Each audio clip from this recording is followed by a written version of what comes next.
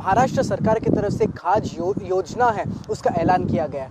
मैं पहले योजना का नाम बताता हूँ। इस योजना का नाम है लाडला भाई योजना, महाराष्ट्र सरकार की तरफ से दिया गया है। इस योजना में कई सारे बेनिफिट्स हैं वो दिए गए हैं। इस योजना में जो युवाएं हैं उन्हें बेनिफिट्स दिए गए हैं।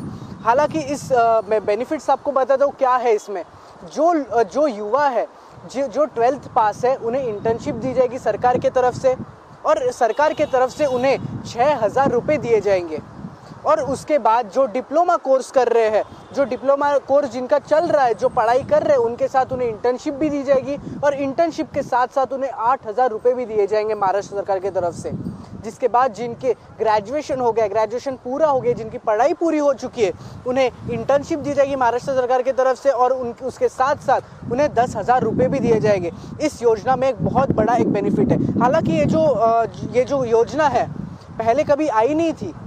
ये महाराष्ट्र सरकार से ऐसा दावा किया गया है कि ऐसी योजना पहली बार इतिहास में पहली बार ये योजना को लाया गया है।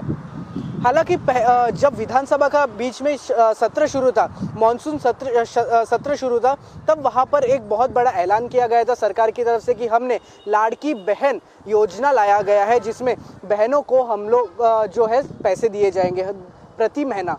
तो इन सब योजनाओं के बाद जब विपक्ष की तरफ से ऐसा कहा गया कि बहन तो आपने कर लिया, लेकिन भाई का क्या, तो भाई की तरफ से भी महाराष्ट्र सरकार की ओर से भाई के लिए एक बहुत बड़ी एक योजना का ऐलान कर दिया गया है।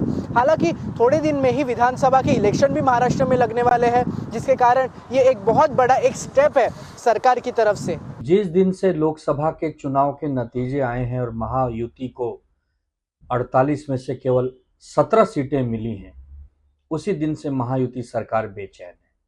पहले लाडली बहना योजना लाती है कि हर बहन को 1,500 रुपये मिलेंगे, और आज आनन फानन में लाडला भाई योजना, जिसमें यदि आप 12वीं पास हैं तो 6,000, आप डिप्लोमा होल्डर हैं तो 8,000, और आप ग्रेजुएट हैं तो 10,000।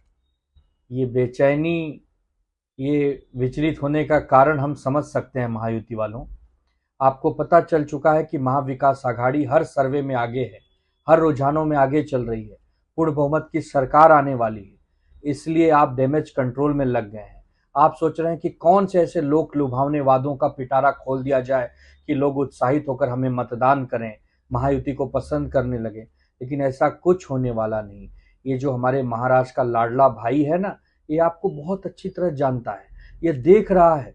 आज हमारे बेरोजगार नौजवान कहीं भी नौकरियों के लिए, अगर कहीं 5 नौकरी की जरूरत है तो वहां पे 5,000 लोग जमा हो जा रहे हैं।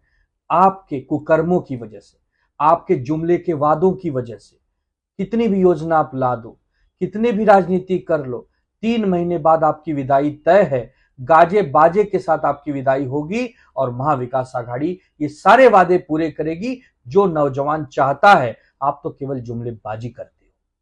हाल ही में हुए लोकसभा के चुनाव में करारी हार पाने के बाद महायुति को और मुख्यमंत्री एकनाथ शिंदे जी को लाडली बहना और लाडले भाइयों की याद आ रही है। एकनाथ शिंदे जी, आप तो 2 वर्षों से मुख्यमंत्री हैं, फिर ये योजना पहले क्यों नहीं लाए? दरअसल बात यह है कि आने वाले दिनों में जो महाराष्ट्र के विधानसभा के चुनाव है, उसमें एकनाथ शिंदे, देवेंद्र फडणवीस और अजीत पवार जी के पास में जनता के बीच ले जाने के लिए कोई ठोस मुद्दे नहीं है। इसीलिए इस तरह के चुनावी लॉलीपॉप और चुनावी रेवड़ियां बांट करके लोगों का ध्यान आकर्षित करना चाहते हैं, और अपनी विफलताओं से और महाराष्ट्र के मूल मुद्दों से ध्यान भटकाना चाहते हैं। अभी तो यह भी साफ नहीं है कि यह योजना कब से शुरू होगी, इसमें एज लिमिट क्या होगी, या कितनी बार और कब तक ये बहनों को और भाइयों को पैसा वितरण करते रहेंगे। ये डिटेल्स जब आएगी तब पता चलेगा कि खोदा पहाड़ और निकली चुईया। मुझे विश्वास है कि महाराष्ट्र की बहनें या महाराष्ट्र के हमारे जो भाई हैं, वो इनके लोभ लुभान में नहीं आने वाले हैं, और महाविकास आघाड़ी की तरफ वो अपेक्षा रखते हैं कि महाविकास आघाड़ी महाराष्ट्र के अंदर आने वाले दिनों में राज करेगी और महाराष्ट्र की उन्नति का काम करेगी।